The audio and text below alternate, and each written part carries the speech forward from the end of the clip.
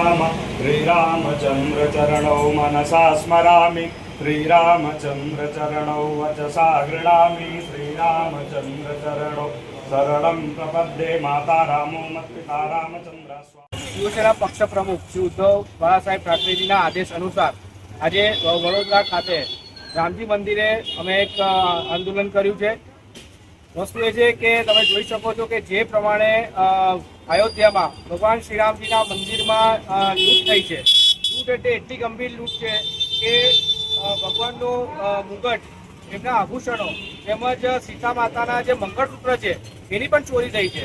અને આટલી ગંભીર બાબત થયા છતાં પણ ભારતીય જનતા પાર્ટી જે હિન્દુત્વના નામે વોટ લઈને બેઠી છે, પણ આજની તારીખમાં પણ એમના મોંમાં દહીં જમાઈને બેસી છે। કોઈ જાતનું એમનું રિએક્શન નથી, કોઈ બોલતું નથી। હિન્દુત્વની વાત કરતી છે પણ હિન્દુત્વનું કામ નથી કરતી। જ્યારે શિવસેના એ પહેલા પણ હિન્દુત્વ માટે લડી છે, મંદિર માટે પણ લડી હતી, મંદિર બનાવ્યું છે અહીંયા, એના પર પણ શિવસેનાનો શ્રી ફાળો છે। તેમજ આજે જ્યારે આટલી ગંભીર પરિસ્થિતિ છે ત્યારે શિવસેના એકમાત્ર પક્ષ છે જે બહાર આવ્યો છે અને ભારતીય જનતા પાર્ટી સામે આંદોલન કરવા ઉભો છે। આવનારા દિવસોમાં આ આંદોલન ઉગ્ર બનશે।